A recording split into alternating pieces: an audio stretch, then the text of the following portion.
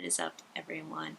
Welcome back to my channel. If you're new here, my name is Audrey. Today we are going to be talking about the finale for The Mandalorian Season 2. If you're new here, I would love for you to subscribe and stick around, even though The Mandalorian is ending. Disney Plus's rambunctious, packed schedule is not. So we will be discussing all sorts of nerdy things, including I am going to be doing next week a video on the future slate of Lucasfilm properties, particularly the Star Wars stuff. The other stuff, not really so much, but I did film that video already. I just need to edit it and put it up. So that will go up on next Tuesday, as well as Friday. Next Friday we will be talking about Wonder Woman 1984, as you can watch it if you live in the US in your home on Christmas Day. So that is going to be how I'm spending my Christmas, but we are going to do a breakdown and then talk a little bit about the future of the show moving forward. Careful for spoilers. If you haven't yet seen the episode, go watch it. I really liked this episode, so hopefully you do too. And if you like this video while you're watching, make sure to give it a thumbs up. We're going to go ahead and get started on the breakdown of the episode. So the episode finale title is The Rescue. No shock there. We knew this was going to be Operation Save Grogu, and a lot of people were going to get involved in this. So the opening is Slave One chasing down an Imperial shuttle. We find out that the shuttle is manned by two Imperials and Dr. Pershing. So not sure where they're being transported to or from, but the snowplows going through. Slave One boards the shuttle. The two pilots are in disagreement. One is really gung-ho for the Empire. The other is like, I'll negotiate because I don't want to die. The one who is gung-ho shoots the one who didn't want to die, and basically taunts Cara Dune about the destruction of Alderaan, and saying that the destruction was worth getting rid of galactic terrorists, as in the fact that the rebels are terrorists is what the Empire is trying to spin, which we have heard before a little bit. I think we've discussed this a little bit on the channel, that, you know, there's about the two Death Stars had millions of people working on them and then were exploded. So it did kill a bunch of people, but you have to think about a little bit like what exactly was going on. So yeah, that is where that is. Cara shoots him for that. After that, so they take Pershing under control and meet up with the Night Owls. They are down. One looks like Axe-Woves met his demise somewhere along the way. Don't know what happened. It is never mentioned. They do look solemn that they lost another one.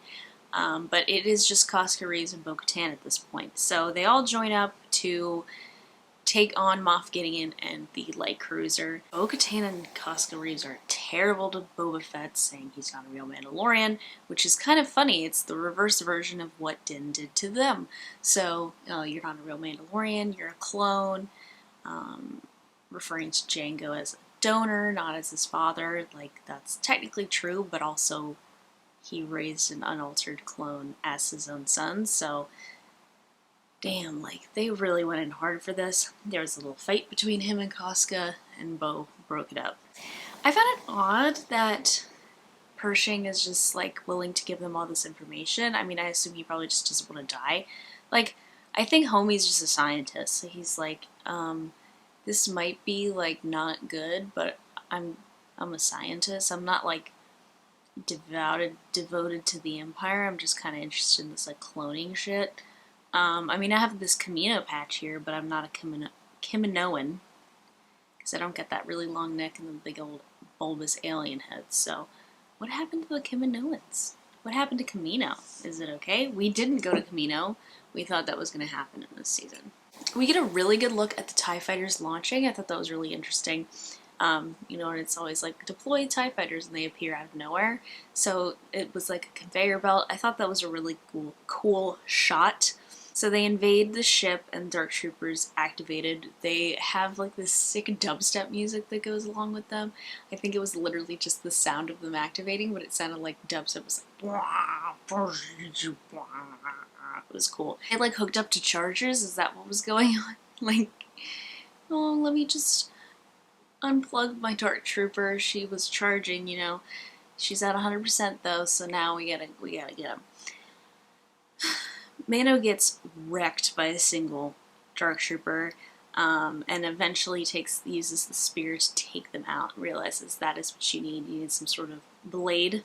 They're gonna create a diversion, and I'm gonna walk out the front door. Maybe that would be. So Bo, Cara, Fennec, and Koska Reeves are all creating a diversion to head to the bridge. Mando's going to try to go in and take the child.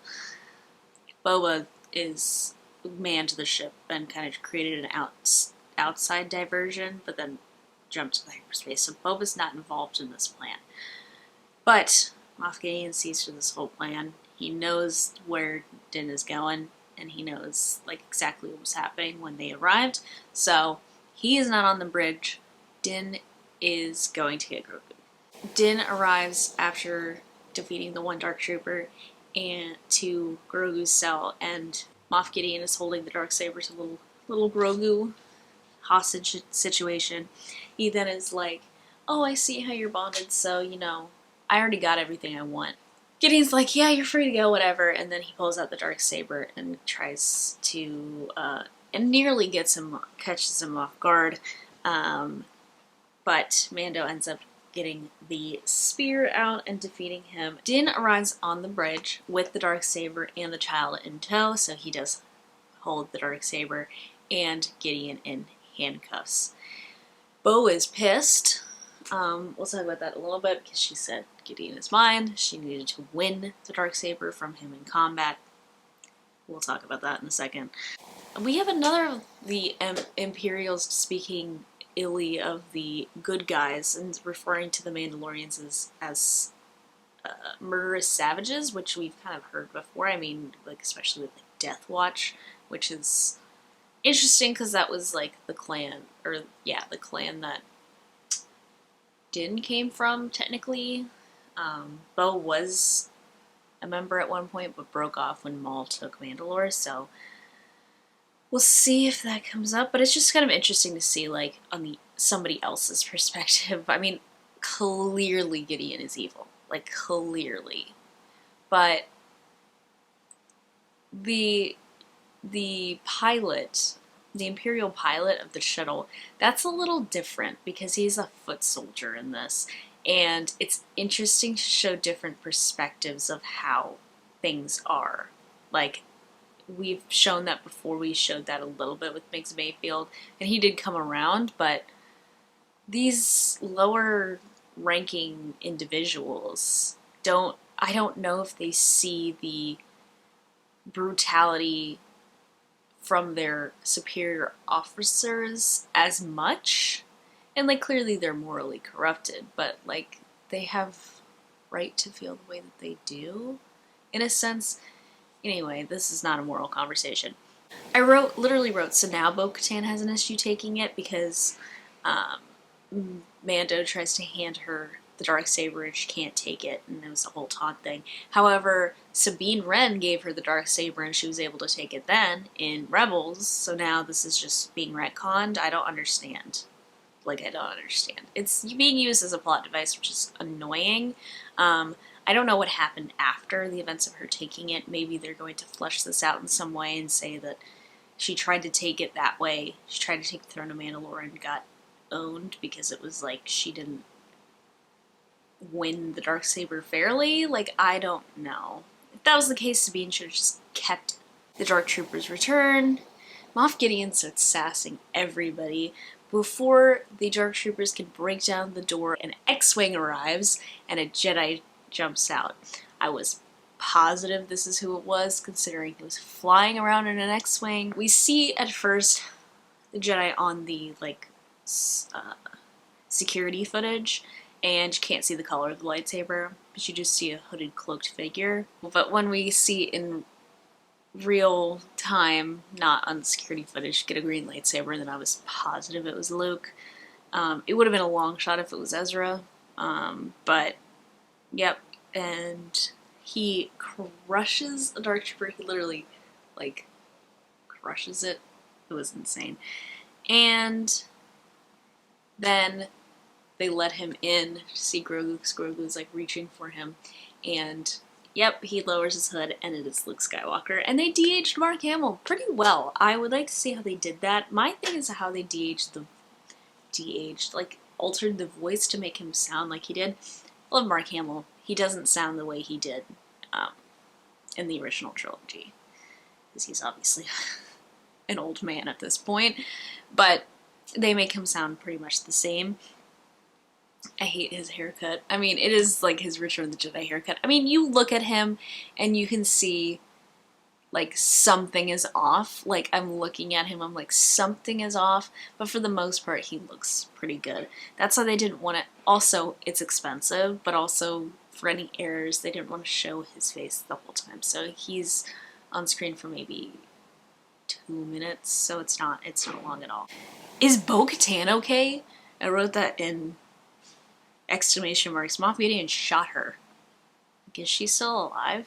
Is she injured really badly? I don't know what's going on there. Luke arrives, Grogu, he's like, come on, little one. Grogu's like, and Din's like, no, he doesn't want to go with you, Big Chief, that's fine. And he's like, yes, he does. He just wants your permission. So Din has to let Grogu go. And Din takes his helmet off. I was sobbing hysterically, by the way. Din takes his helmet off and shows Grogu's face. Grogu is all like touching his face and being like, oh, this is so, I love you so much. And then R2 shows up and is like, this is awesome. What up, friend? Like, maybe I know who you are. I really thought that R2 was gonna show some sort of like hologram, not of like all the younglings getting killed, but like Grogu being maybe trained in the temple or rescued or something like that. I thought that's like they were gonna show who saved him. Maybe that's for later. They leave and the credits roll and Din is just like crying and he's looking out at the child and it's just like, bye dude. And I'm so sad. And then I'm glad I stayed through the credits because I was like, that's it? Like, really? I mean, it seemed like an end of the show, totally. But there is a post-credit tag of the Jabba's palace. We lights up on Jabba's palace. Jabba's right-hand man, his name is Bib Fortuna, is still alive. He's gotten a little chonky. I guess sitting on that hut throne makes you chonky. As he's ruling like the huts. Fennec bursts into the place, shots fired, and then makes place for Boba Fett. Bib Fortuna's like, yo, man, Boba, you're still alive. I'm so happy to see you. This is great. And then he just kills him and sits on the hut throne. So then we get a title card that says The Book of Boba Fett coming December 2021. So we're talking about the future of The Mandalorian here. I'm going to start off where it looks like we're taking a break from Din Djarin, and people are not happy about this, and I can understand why. I know people didn't want this to be connected to the other Star Wars stuff. Every Star Wars property has been connected, and I know that's like why Mando was a breath of fresh air. However, you really didn't think they were going to do this? The thing is, if you're going to go to, and I know it's not a technicality, it's just people are mad and people are going to want to be mad, and I understand, but if you want to go into technicalities, the show is called The Mandalorian.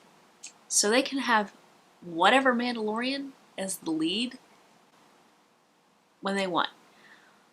I don't think this is the end of Din Djarin. I just think we are going to take a break. I think this is kind of the end of his focus of the story. I mean, he's still alive. He still has the Darksaber.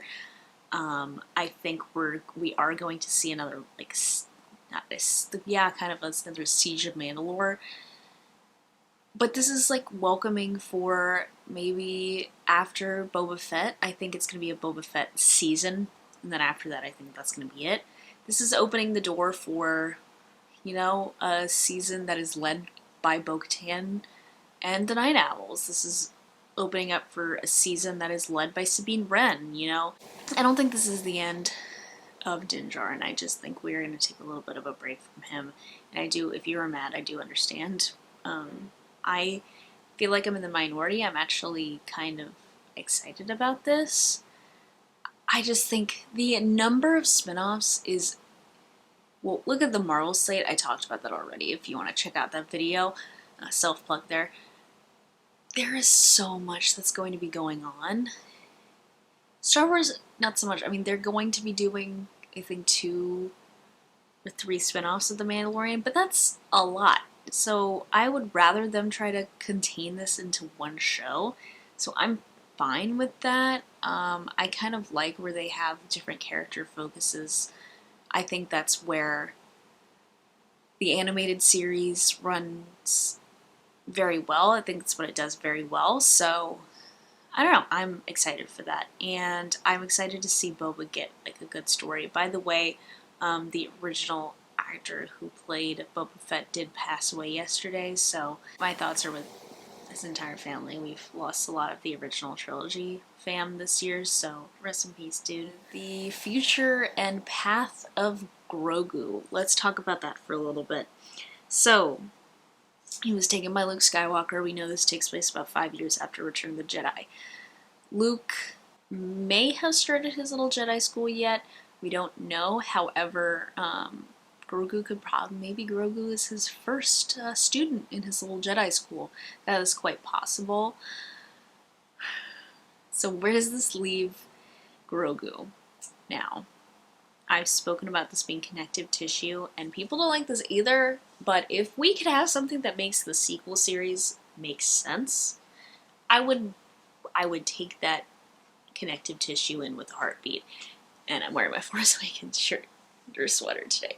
There's a variety of things. I don't remember how long after, I don't know because I never looked it up because I don't like his ass. I don't know how long after Return of the Jedi that Kylo Ren was born. Ben, whatever the hell you want to call it this. I don't give a shit. I don't know when he was born, but you remember. He slaughters Luke's entire Jedi school. So, it's quite possible that Grogu there's a few options for Grogu. He either got slaughtered by Kylo Ren, which make me hate him even more. He either joined Kylo Ren. He describes in The Last Jedi that they took he took a handful of students that were like more predisposed to go dark and then killed the rest. So Grogu could have gone dark and joined Kylo Ren, the Return of Darth Grogu. Or he left, he was already trained, he left and is off doing something else. Maybe he saw Din again, maybe they're just hanging out. I like to believe that myself. Because I don't want him to be Darth Grogu with Kylo, and I don't want him to be dead. So, those are kind of our options. I mean, it's kind of likely that he was trained before Kylo even got there, or like he left before Kylo really even got there, because it's like 5 years after that. And Kylo, when he has a little meltdown, when he was like 20? 18, I don't know. Like, they had Adam Driver playing somebody, so I don't know how old he's supposed to be. 40? Who knows? I don't pay attention because I don't care. But either way, I think that is kind of what's going on there. I still want to know more about Grogu's backstory. I'm kind of curious if they'll leave it open and if they'll leave it, like, to guessing, or if they'll let me know, because I really want to feel vindicated and think that Joe Costanzo saved Grogu, but probably unlikely, but I want to be right. You know, you have a feel that way, you just want to be right. So overall, I really liked the finale. I liked the season a lot. I think I personally liked the season better than season 1. I mean, I like Star Wars and I like the way it connects, and I think that's like an unpopular opinion, but that's just the way I feel, so you know. But that's all I have, guys. We are going to get more Mando in December, maybe with a different Mando, but that's all right. We're gonna get some Boba Fett, and Fennec is gonna be in it. It's gonna be awesome.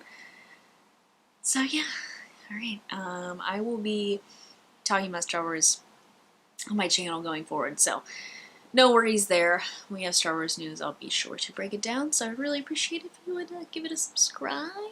I will be doing breakdowns for most of the Marvel shows, as well as The Boys when it comes back next year as well. I'm going to start watching the DC shows as well, so maybe I'll squeeze those in there somewhere. So there will be lots coming on my channel in 2021. For the rest of the year, I am going to be doing Lucasfilm slate breakdown, as well as doing Wonder Woman video and some holiday vlogs going forward. So be sure to stay tuned to check that out, and I will see you on Sunday with a new video. Thank you guys so much for watching. Take care. Bye.